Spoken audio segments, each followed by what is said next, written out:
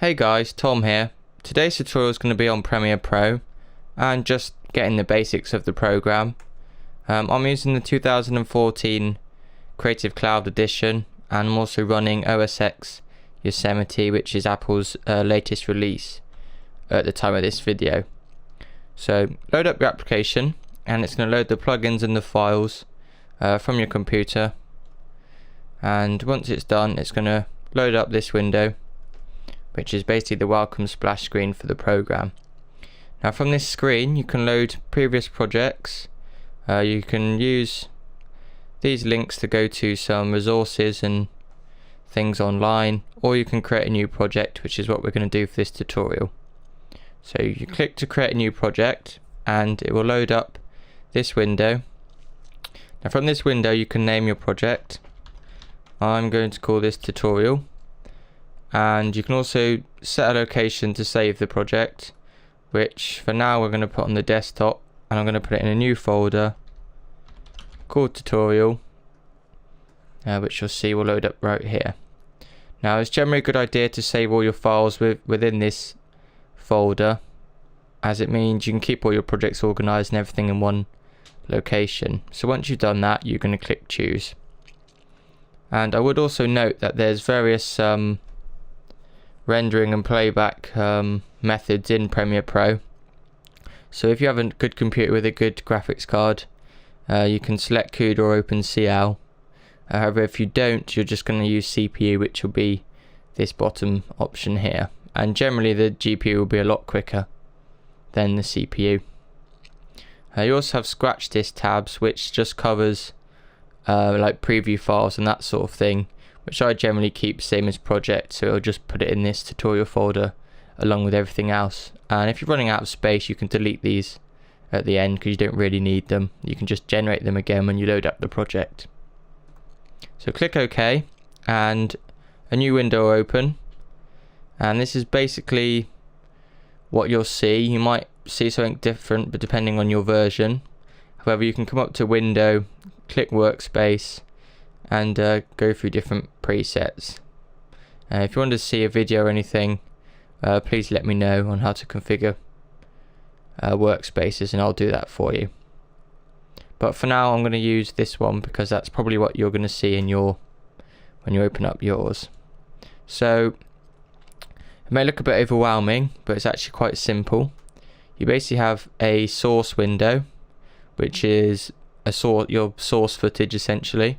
You have a program window, which will be the output of your timeline. You'll have your timeline where you actually drag your videos and edit them and arrange the order and add music, etc. You then have your output volume meters, your tools and your project files, as well as like a media browser and other things down here. So the first thing you do is save. Always remember to save. Another thing you can do is make sure autosave is on. I do every 15 minutes it'll do a new save. Should default to that, but just double check because it saves your bacon. So you're going to want to then import footage. Now for this tutorial I'm going to use some footage we shot from my company bexcopter.co.uk, where we do aerial filming and video editing, etc. And you can either double click, right click and import, or come up to file and import.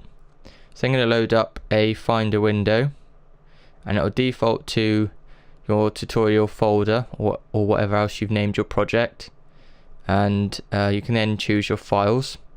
For this I'm going to use some GoPro footage of a Land Rover, and I'm just going to load some of these files in to the project. So they'll then get loaded in down here, and you've got a load of metadata from the video files.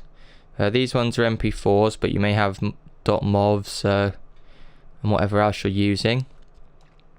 To make new sort of folders, you can come down here and click this. They're called bins in Premiere, and you can drag all your files into a bin, and you can double click it to open it in its own window, or you can rename it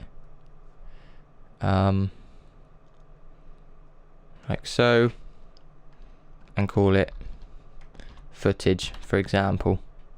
Now at the moment you can't actually do anything, but if you double click one of these, it will load up in the source window. You can click play to play through it and scrub through it with the playhead. And to actually get this footage into a project, you need to create a timeline, a sequence which is in the timeline window.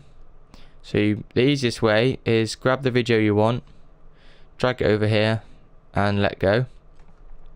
And as you can see, it's created a output, and when you click through your video, it will load up here, and that will be your exported video. So you can then rename this timeline over here and call it whatever you want to call it. Sequence 01 will do. You can also drag that out and put it in its own bin to just keep your project organized like so. And you can use this tool to zoom in and out, as well as the plus and minus keys on your keyboard. So as you can see, you can zoom in and out like that. Now you have audio tracks and video tracks. So the top ones will be video, the bottom ones will be audio. You then have your current time. So for example, the video starts at 0 and it ends over here. If you hold shift, you can lock to the end. So the whole video is 8 minutes 52 long, and you can scroll through like this. So you could scrub through like this, and when you come along a shot you like, you could grab your blade razor tool, which is shortcut C, cut it at the playhead, play it through and then cut again, and then you could find another one, cut it there,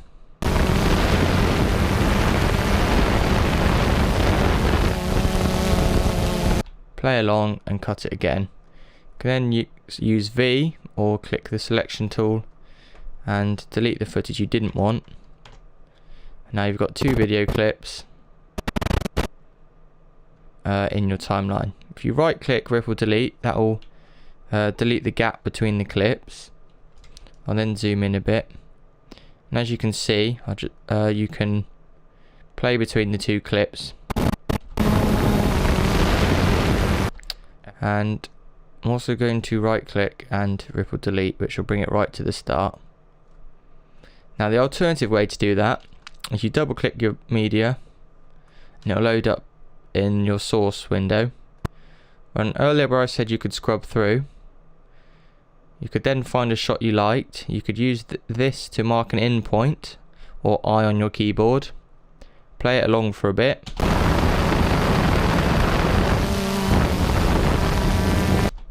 and then mark an out point. And now what that's going to do is take the whole length of your video, which is this whole bar here, and create your little segment between your in and your out points. You can also resize these with that, and then from there you can click, drag it and drop it into your project, and now you've added an extra clip to the end like so. Now obviously that audio is pretty terrible, it's just the sound of propellers from the GoPro. So the first thing I would do would be to click this, and it's going to mute that audio track. So now when I play through, you're not going to hear any sound. So as you see, it's playing through and there's no sound to the video. So you're probably going to want to then bring some music in. So double click in here, find some music. Generally you'd store that in your folder and bring it into your project like so. And then you can make your own bin, call that audio, and drag your footage in there, or your audio rather. Now same as before, you can either click and drag, or you can double click, preview it, and use mark the in and the out points up here. So I'm just going to click and drag that in to the start. I'm then going to zoom out, hold shift to snap, and snap it to the end of the video. So now you can see I've got the music the same length as the video, and if you wanted to see the waveform, you can expand your tracks like so. You can then click this little spanner tool and click show audio waveform, and there's also lots of other options in there. So once you've got that, you'll then have music in your project, so you can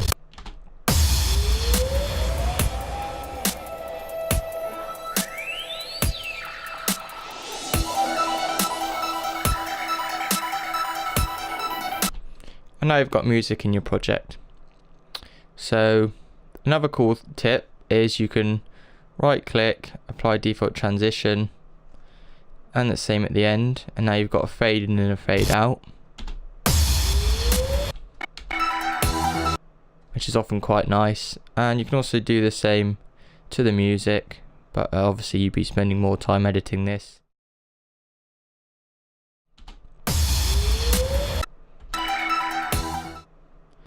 And then you can make the fades longer.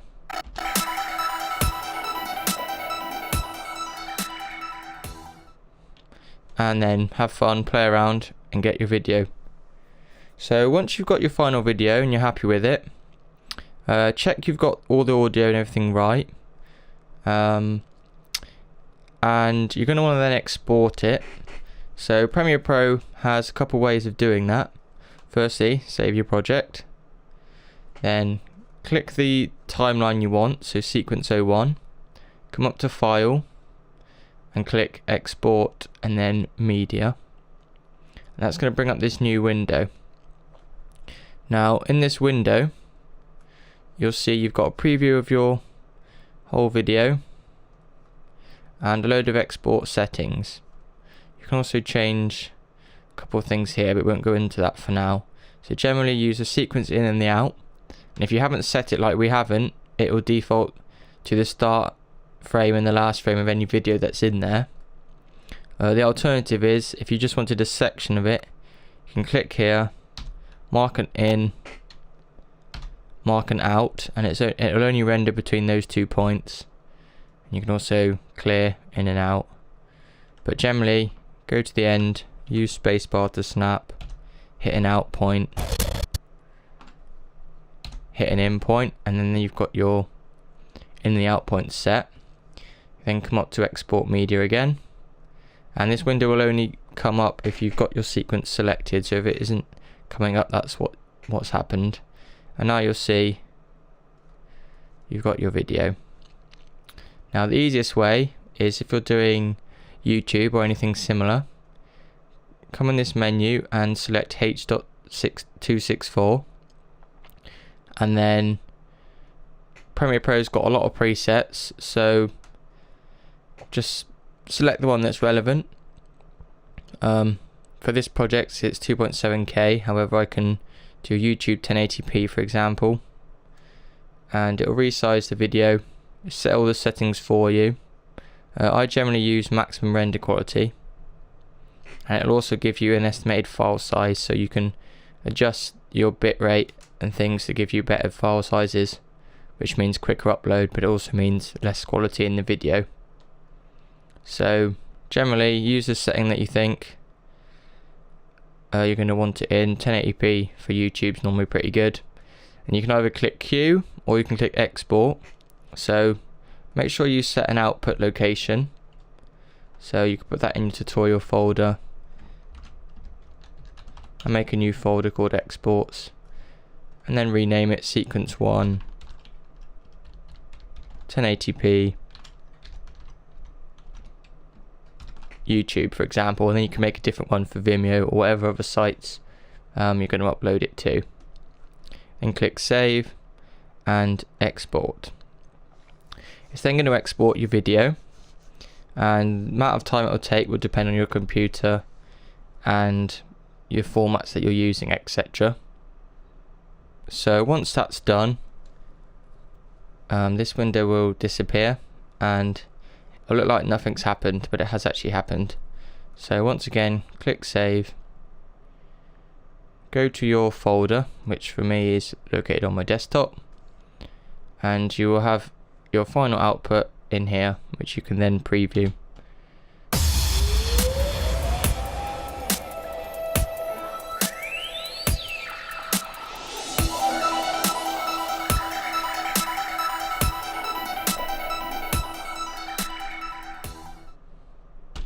Like so, and then this is the file that you'd upload to YouTube. So I hope you've liked this tutorial. If there are ever any comments or anything you'd like me to cover, please let me know in the comments below. If you'd like to subscribe, please subscribe.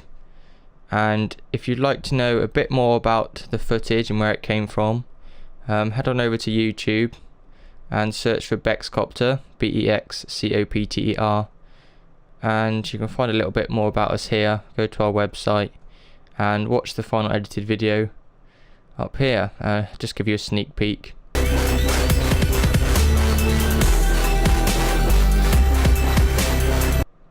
But thanks for watching, and tune in next time for some more tutorials.